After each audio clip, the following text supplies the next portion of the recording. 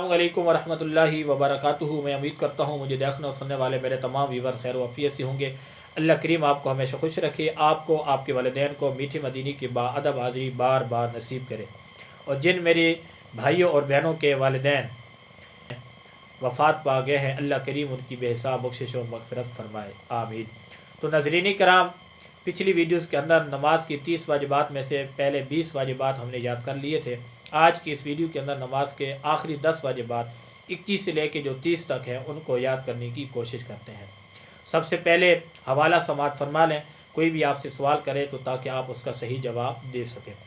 ये जो नमाज के वाजिबात बयान किए जा रहे हैं, ये नमाज के अहकाम किताब के सफ़ा 217 था 221 पर ये लिखी हुई है। आप ये किताब हासिल करके इनका मुताला कर सकते हैं।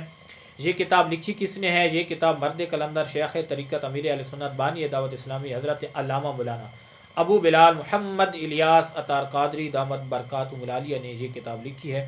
और आपकी इसी किताब से ये नमाज के वाजिबात बयान किए जा रहे हैं। तो आइए बिला तख़ीर अपने मौजू की तरफ बढ़ते हैं और नमाज के जो आखिरी 10 वाजिबात हैं 21 से लेकर 30 तक, उनको याद करने की कोशिश करते हैं। नमाज का 21वां वाजिब है हर फ़र्ज़ वाजिब को अपनी जगह पर अदा करना। 22वां वाजिब है हर रकत में रकू एक बार ही करना।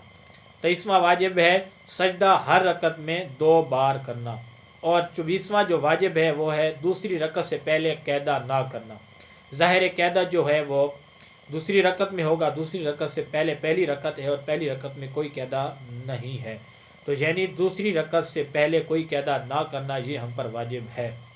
ये हो गए 25वां वाजिब है 4 रकत वाली नमाज में तीसरी रकत पर कैदा ना करना। 4 रकत वाली आप नमाज पढ़ रहे हैं, कोई भी नमाज है 4 रकत वाली है, तो तीसरी रकत पर आप कैदा नहीं करेंगे बल्कि आगे चौथी रकत में कैदा करेंगे, जिसे कैदा आखिरा बोलते हैं। 26वां वाजिब है अगर ऐत सजदा पड़ी होगी तो सजदा तिलावत करेंगे, यहाँ पर वाजिब होगा। 27वां वाजिब है सजदा साहब वाजिब हुआ तो सजदा साहब करेंगे।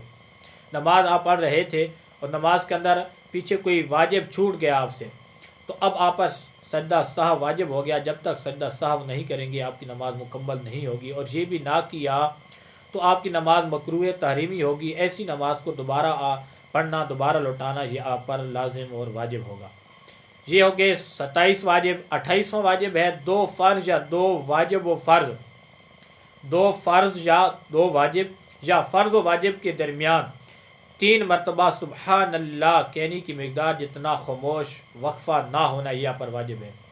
यानी आप फ़र्ज़ व वाजिब के दरमियान इतनी देर अगर खामोश रहे कि 3 मरतबा सुबहान अल्लाह कहने की मिक़दार जितना टाइम गुजर गया तो आप पर सजदा साहब वाजिब हो जाएगा।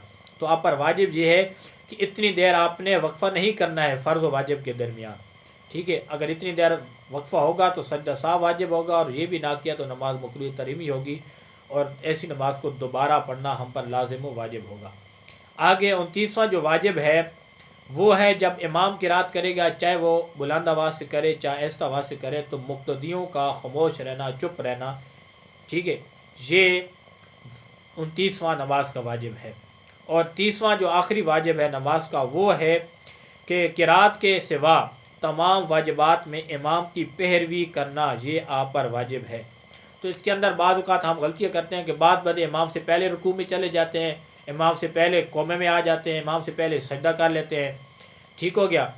तो इमाम की ये पैरवी नहीं, पैरवी इसको नहीं कहते, पैरवी कहते हैं कि इमाम के पीछे पीछे चलना।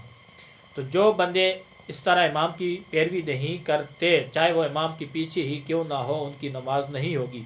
वजह कि नमाज के अंदर किरात के सिवा तमाम वाजिबात में इमाम की पैरवी करना हम पर वाजिब थी, और हमने इमाम की पैरवी नहीं की, जिस वजह से हमारी नमाज जो है वो मुकम्मल नहीं हुई। ऐसी नमाज को हम दोबारा पढ़ेंगे। तो देखें, इस चीज़ से आप अंदाज़ा लगा लें कि जो इमाम मस्जिद होता है कितनी रब ताला उसे शानी दी हैं कि नमाज के अंदर आप उसकी पैरवी करेंगे। आप नमाज अपने रब की अदा कर रहे हैं, हुक्म अपने रब और प्यारे महबूब का मान रहे हैं, लेकिन उस हुक्म को मानने के लिए भी आपने इमाम के पीछे जाना होगा, हम इमाम की पैरवी करनी होगी। तो जनाब करम, ये इमाम की शान है, ये मुसल्ला जो रसूल है ये कोई आम चीज़ नहीं है, और हर बंदा इसके जो है काबिल भी नहीं होता। رب اور رب کا محبوب جس کو چاہتا ہے، جس کو اس قابل سمجھتا ہے، اس کو مصلی رسول پر کھڑا کرتے ہیں۔ تو ناظرین کرام، آج نماز کے 30 واجبات ہمارے مکمل ہو گئے ہیں۔ اللہ تبارک و تعالیٰ سے دعا ہے کہ اللہ تبارک و تعالیٰ ہمیں اسی طرح دین سیکھنے، دین سے محبت کرنے اور اس کو آگے پھیلانے کی توفیق عطا فرمائے۔ کچھ چیزیں رہ گئی تھی اگلی ویڈیوز کے اندر، وضو کی 14 سنتیں، غسل کی سنتیں، تیمم کے فرائض اور اس کا طریقہ، اس حوالے سے انشاءاللہ جو ہے تھوڑی تھوڑی چیزیں بیان کی جائیں گی۔ تو آپ نے ساتھ جڑے رہنا ہے اور اس نیکی کے پیغام کو آگے بھی پھیلانا ہے اور ثواب کمانا ہے۔ ایک نئی ویڈیوز کے ساتھ دوبارہ ملیں گے، اپنا خیال رکھیے گا، خدا حافظ۔